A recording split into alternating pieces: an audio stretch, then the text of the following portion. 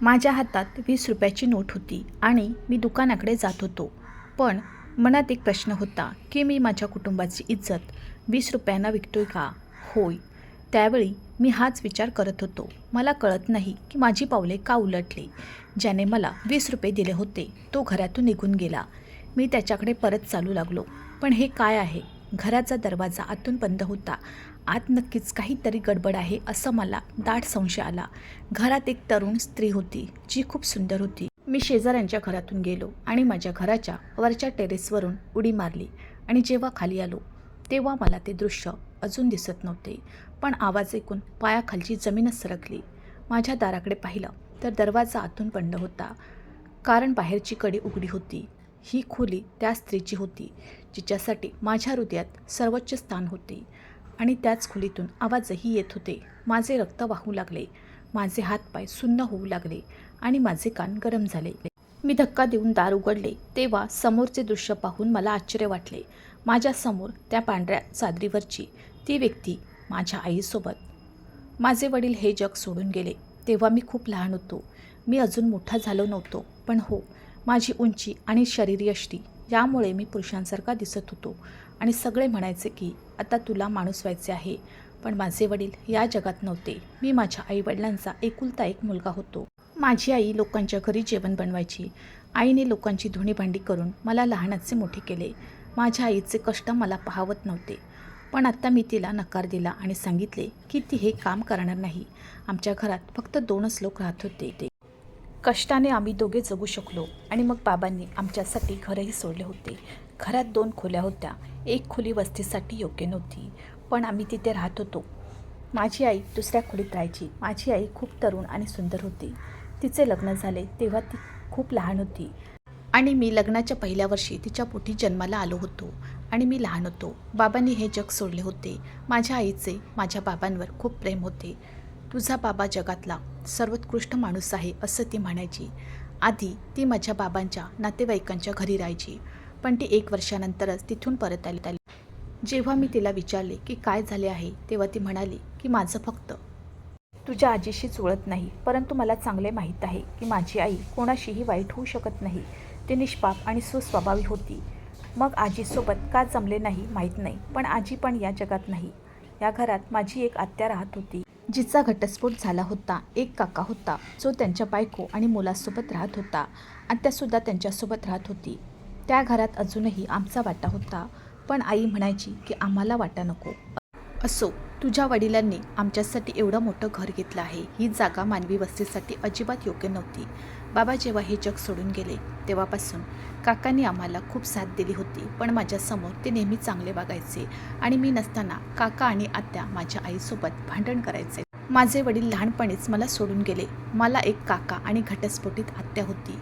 माझे काका काकी आणि आत्या ग्रुप करून राहायचे आणि माझ्या आईला खूप त्रास द्यायचे, कारण माझ्या वडिलांनी त्यांची सर्व प्रॉपर्टी माझ्या आईच्या नावावर केली होती. प्रॉपर्टी हडप करण्यासाठी काका आणि आत्या माझ्या आईवर खूप अत्याचार करत असत. माझी आई त्यांना सांगायची की माझा एक मुलगा आहे आणि माझा नवरासुद्धा या जगात नाही. मी प्रॉपर्टी तुमच्या नावावर केली तर माझ्या मुलाने काय करावे? त्याने कुणाच्या तोंडाकडे पाहावे? त्याच्या भविष्याचं काय? माझे वडील सरकारी नोकरी करत होते आणि हे राहते घर माझ्या वडिलांनी माझ्या आईच्या नावावर केले होते. काका प्रथम परदेशात नोकरी करत होते. त्यांना परत येऊन काही महिने झाले होते. तेथून तो आम्हालासुद्धा घरी पैसे पाठवत असे. त्यानंतर जेव्हा त्याच्या पत्नीला हे समजले तेव्हा तिने हा प्रकार थांबवला, पण तरीही तो गुप्तपणे पैसे पाठवायचा. एक दिवस तो घरी आला आणि माझ्या डोक्यावर हात ठेवला आणि म्हणाला की मला माफ कर. मी तिथेच राहिलो आणि माझा भाऊ हे जग सोडून गेला, पण आता मी इथे राहणार आहे. मलाही थोडे हास्य वाटले. ते म्हणाले की मी परदेशात गेलो होतो तेव्हा तू खूप लहान होता. मी तुला पैसे द्यायचो आणि तू दुकानातून वस्तू घेऊन यायचास. आजही पैसे घे आणि स्वतःसाठी काहीतरी खा. मी म्हणालो नाही काका, मला त्याची गरज नाही. मग ते म्हणाले की का नाही, माझ्यासाठी तू नेहमीच लहान बाळ आहेस. त्याने मला 10 रुपयाची नोट दिली. त्या काळात 10 रुपये खूप होते. मी स्वतःसाठी कधी काही विकत घेतले हे देखील मला आठवत नव्हते. तो फक्त घरी उदरनिर्वाह करण्यात व्यस्त होता. मी आईकडे पाहिले तेव्हा तिने कोणतेही रद्दीकरण दिले नाही. ती म्हणाली बेटा जा, काकांनी पैसे दिले आहेत म्हणून जा, काहीतरी खा. काकांनी तिसऱ्यांदा विचारल्यावर मी स्वतः बाहेर गेलो. बाहेरून काहीतरी घेतले आणि तेच खाण्यात गुंग झालो. आमच्या वस्तीत एक आईस्क्रीम विकणारा असायचा. तो ताटात ठेवायचा आणि तिथे बसून खायला मजा यायची. मी परत आलो तेव्हा काका गेले होते, पण आई तिथेच होती. मी तिला हाक मारली तेव्हा तिला धक्काच बसला. जणू तिने माझ्याऐवजी कोणीतरी पाहिले आहे. मी म्हणालो, काय झालं? का रडत आहेस? ती उठून बाथरूमला गेली. ती परत आली तेव्हा तिचे डोळे अजून ओले होते. मी म्हणालो, काय झालं आहे? कुठे काय झालं? ती माझ्यावर रागू लागली आणि म्हणाली की काही झाले नाही आहे. जे खायचे होते ते खाल्ले आहे. मी म्हणालो, हो, पण तुला का राग येतोय? काय? काका काही बोलले का? माझी आई गप्प झाली. जा, तुझं काम कर आणि मला त्रास देऊ नकोस, असं म्हणत ती स्वतःशीच बडबडत राहिली. कधी ती जगाला टोमणे मारत राहिली. कधी ती मला म्हणायची की तुझा बाप वारला आहे, मी पण मरणार आहे. कधी ती म्हणायची कुणी कुणाचे नाही. मी बघितले तर उशीखाली 500 रुपये पडले होते. मी म्हटलं, हे कुणी ठेवलं? तर ती म्हणू लागली की तुझ्या काकांनी पैसे दिले आहेत तुझ्यासाठी, काही नुकसान झाले आहे असेच ती सांगत होती. 500 रुपये मिळवणे माझ्यासाठी खूप कठीण होते. खरं तर आमच्याकडे संपूर्ण महिना पुरेल एवढं रेशन होतं. आईचा राग आणि असहायता समजण्यासारखी नव्हती, पण मला मनात आनंद होता. चला, काकांना हे कळलं आहे. माझी आई अशीच रागावत राहिली, पण 2-3 दिवसांनी ती बरी झाली आणि त्या दिवशी तिचा मूड थोडा चांगला झाला. त्या दिवशी काका पुन्हा आले. मला वाटले की तो आमची विचारपूस करायला आला असेल, पण आज तो आला तेव्हा त्याच्या हातात भरपूर सामान होते. फळे आणि भाज्या होत्या. मी खूप आनंदी झालो. पण आईच्या चेहऱ्यावर अजिबात आनंद नव्हता. माझे काका आणि आत्या नेहमी आम्हाला सांगायचे की तुझ्या आईनेच तुझ्या वडिलांना आमच्यापासून दूर नेले आहे. ती आमच्याबरोबर चांगली राहिली नाही, म्हणूनच हे सर्व घडले. माझी आत्या आणि काका मला माझ्या आईविरुद्ध भडकवत असत, पण मी माझ्या आईच्या विरोधात कधीच जात नसे. मला माहीत होते की माझ्या आईशिवाय या दुनियेत माझ्यावर सर्वात जास्त प्रेम करणारे कुणी नाही. कदाचित आईबद्दल त्यांच्या मनात अजूनही द्वेष होता, पण माझी आई इतरांचा द्वेष करणारी नव्हती, हे मला चांगले माहीत होते. आत्या आणि काका द्वेष करत असतील तर ती वेगळी गोष्ट होती, पण आईकडे बघून काकांना पाहता तिचा आत्मा नाहीसा झाला असे वाटत होते. त्याने तिच्याकडे पाणीही मागितले नाही. मी पुढे येऊन पाणी दिले तर तो म्हणाला, हो, मी आता पाणी पिईन, मग मी चहा पण पिईन आणि थोडा वेळ तुमच्यासोबत बसेन. मी म्हणालो, ओके. मी जाऊन किचनमध्ये पाहिलं तर चहासोबत खायला काहीच नव्हतं. मी म्हणालो की मी दुकानात जातो आणि मग काकांनी मला पुन्हा 10 रुपये दिले. ते म्हणाले की तुझ्यासाठी काहीतरी घे, आरामात खा, काही घाई नाही. मी म्हणालो, ओके. तो म्हणाला होता की मला थोडी देवाची पूजा करायची आहे आणि मग चहा घ्यायचा आहे, तर तू आरामात ये. मग आम्ही दोघे चहा पिऊ. मी खुश झालो आणि पैसे हातात घेऊन निघालो.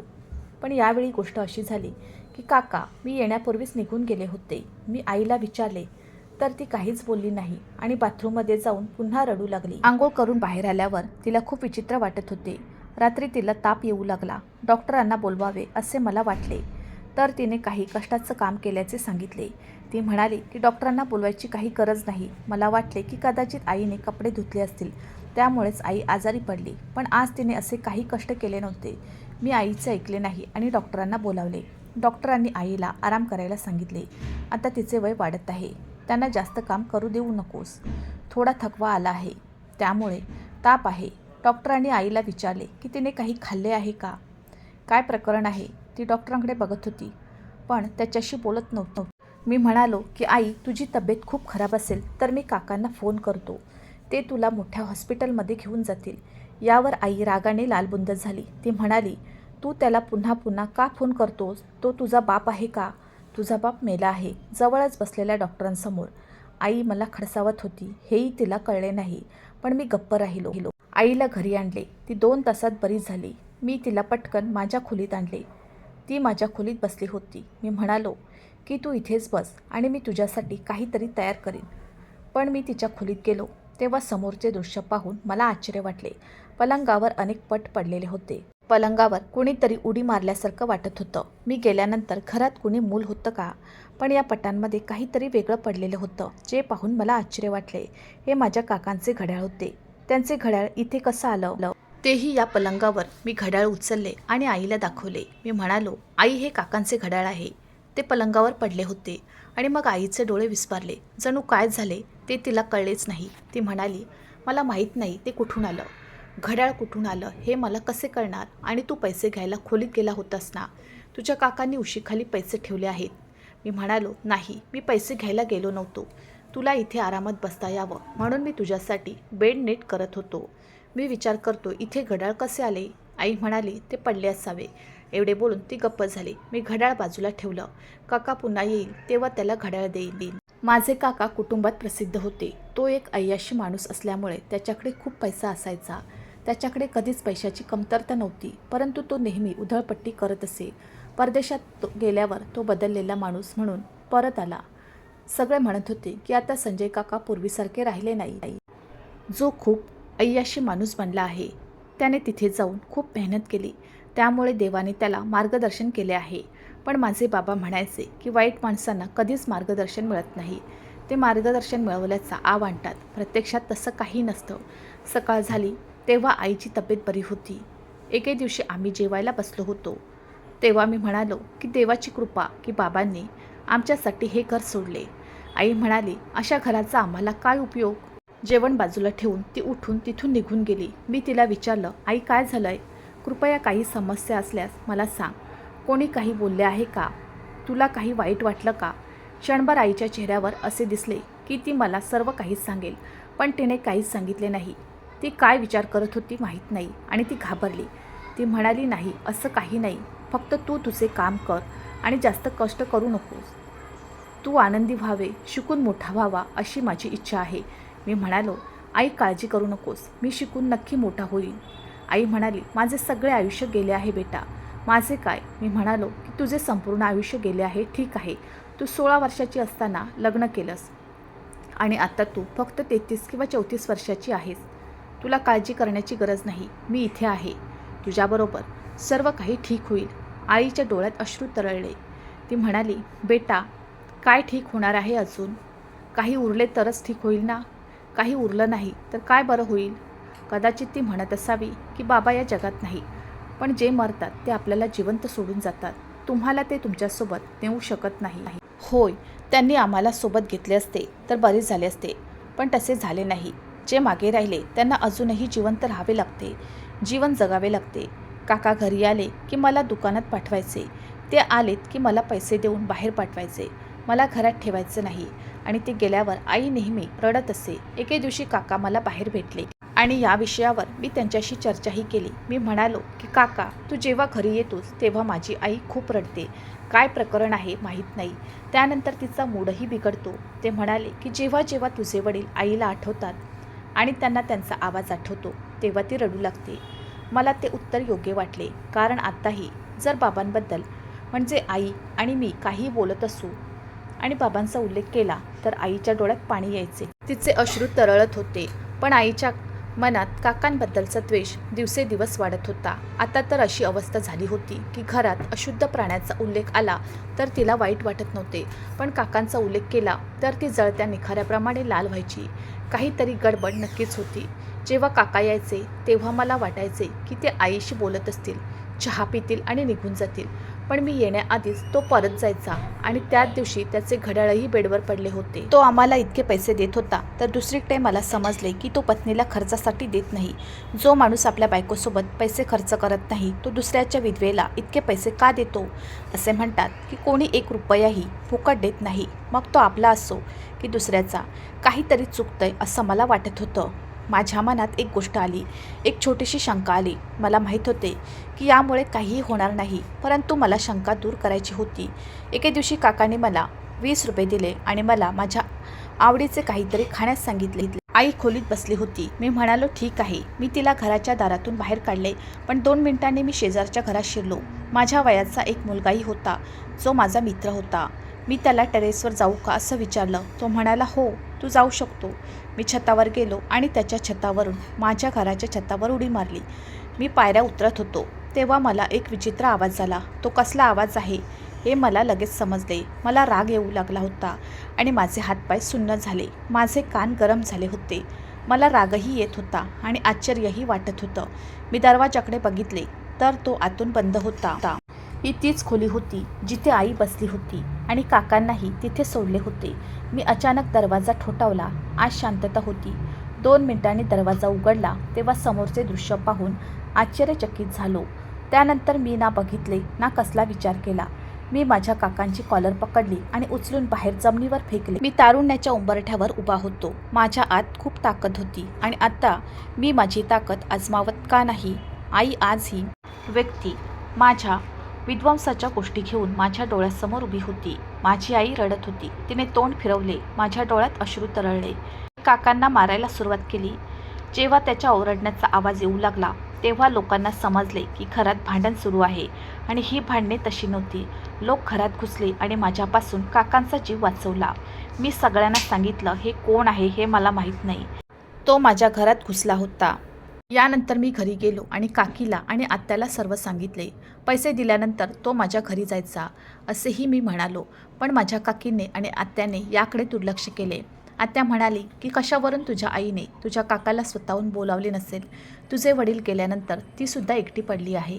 एकटेपणा दूर करण्यासाठी तिने तुझ्या काकांना बोलावले असेल. आता या सर्व प्रकरणात माझ्या काकांची बाजू घेत होती आणि माझ्या आईवर आरोप करत होती. तो या प्रकरणाला पैसे देत आहे हे मला माहीत असते तर मी ते प्रकरण खूप आधी संपवले असते. काकी म्हणाली. त्यांनी मला हे प्रकरण सोडवण्यास सांगितले.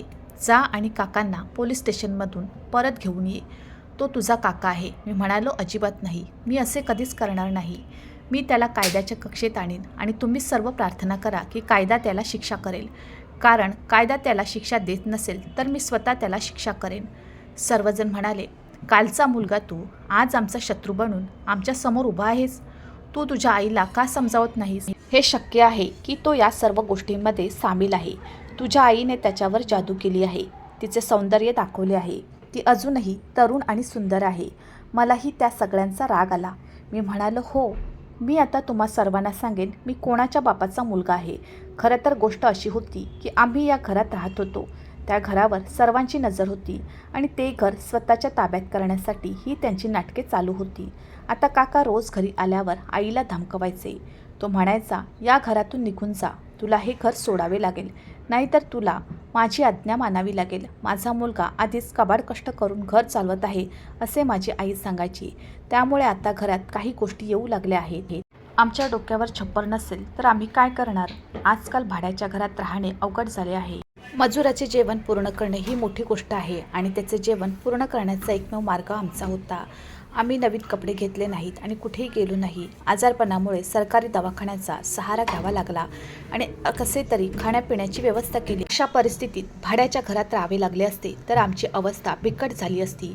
आई असहाय्य होती आणि माझा काका तिच्या असहाय्यतेचा फायदा घेत होता. असो, म्हणूनच तो मला पैसे द्यायचा आणि घरातून बाहेर जायला सांगायचा. मी सर्व काही पोलिसांना सांगितले आणि त्याच्यावर गुन्हा दाखल केला.